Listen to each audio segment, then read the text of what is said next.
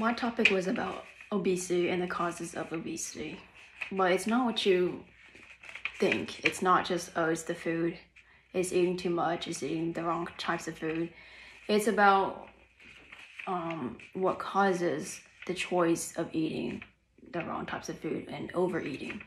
I dug deeper into why people choose that and why some people choose that.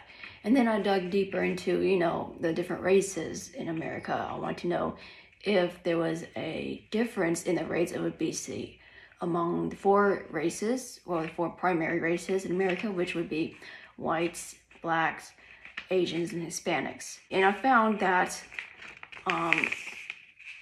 the reasons, or the factors, the possible factors, are psychosocial and environmental. Those are kind of together in the same category. And then we have cultural and religious factors that influence the choices, the eating choices. My reason for choosing this topic was that I felt that I could expand on the topic. I felt that I could, find enough research, find good information, and have something different to talk about. I know obesity is a common topic, and it's, a topic that we all kind of know about, and there's lots of papers, documentaries, and all sorts of books about it. But I wanted to make obesity a little bit different in this topic, and not just, what I said, just eating the wrong choices of food and eating too much. My expectations prior to researching this topic was, when I heard that was 8 to 10 pages, I was kind of stressed. I thought, that's a lot. That's the most I've ever written, 8 to 10 pages. I think I wrote 11 pages.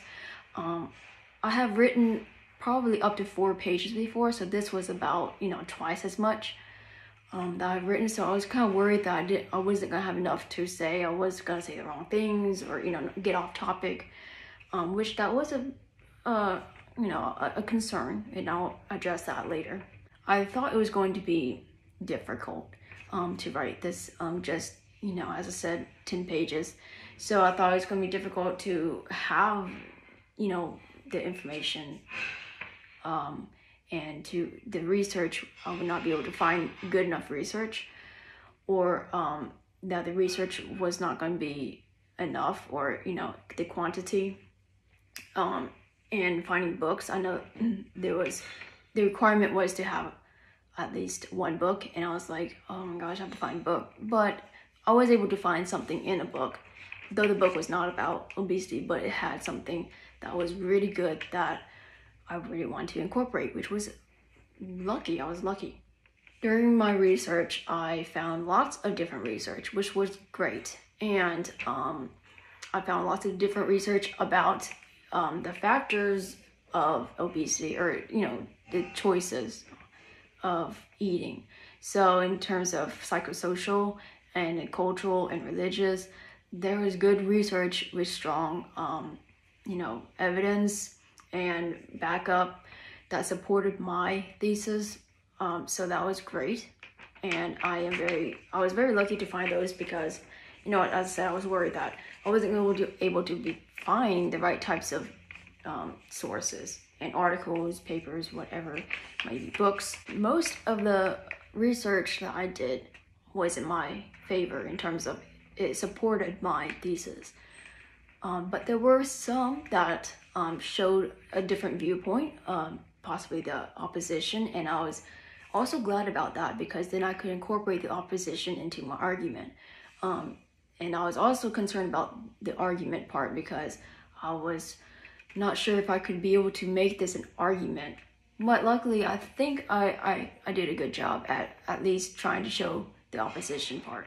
I was surprised that this paper was actually not as stressful or complicated, difficult as I thought it was going to be. I think the 8 to 10 pages part kind of scared me, but as I began writing, I was and analyzing and just kind of brainstorming, I was able to think about a lot of things that I could incorporate, which was great. And I could write a lot about, one factor, or one of the main points in the essay. So it was really good to know that it wasn't as bad as I thought it was going to be, and I actually kind of enjoyed writing about it. It was actually kind of interesting, and reading through the research, it was actually interested me and educated me about the topic. In terms of problems, I did find a problem in trying to make this an argument. And I mean, I knew it was going to be an argument, but I was just kind of worried that it wasn't, argument enough, I guess you could say.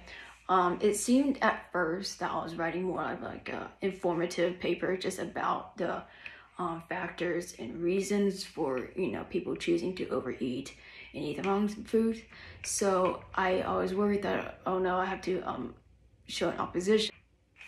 But fortunately, I think that I was able to make an argument, or make this paper into an argument. Another problem, or not really a problem, but a concern, was trying to follow the format, the argumentative formats that I learned in the English course, like the classic argument.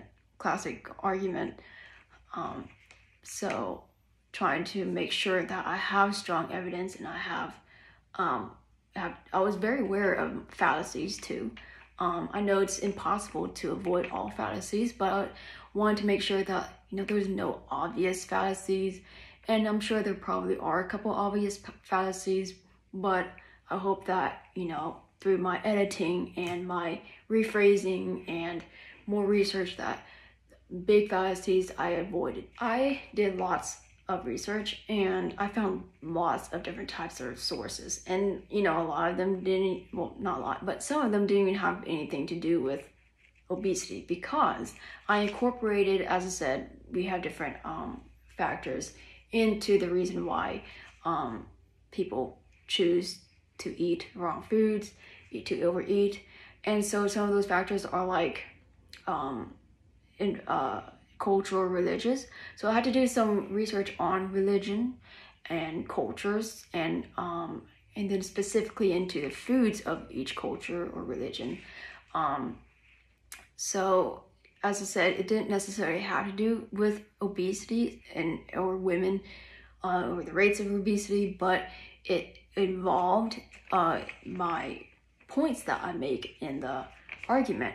And so I had found lots of different types of resources, and I have a book, I have databases from the library, and then lots of health and medical websites and forums and things like that, and then just a lot of different websites. And then I have like the world population, world obesity rates, those charts, those things like that. So there's a lot, and I have a huge range of different types of resources, and I will show you some on the next screen. So here's all of my sources, a bunch of library databases, and you get down to the websites, like medical websites, and then like obesity charts. I did not do any field research, anything like that. That was not necessary in my case, but I did have prior experience to some of the points I made in my argument. So in my argument, I of course incorporated culture and religions. So I have prior experience in traveling to foreign countries like Vietnam. So I've been to Vietnam many times, and I have noticed the difference in obesity and overweight cases there than in America. So I was able to use my past experience to make points and compare and contrast obesity in America. So that was pretty lucky of me that I had that experience. But as for field research, I did not have any like actual field research, not go out and ask people or do studies or anything like that. In the end, I am satisfied with my writing and my argument. Writing is not my favorite thing in the world. It's not something I really enjoy, but in this case, I kind of enjoyed doing the research. and learning from it, because I learned a lot of new things about it, which helped me to analyze and think deeper. And I think that's really, you know, the goal of this paper, the goal of research and arguments, to think deeper. So it really did work, if that was the goal. And, you know, I'm glad that I did it.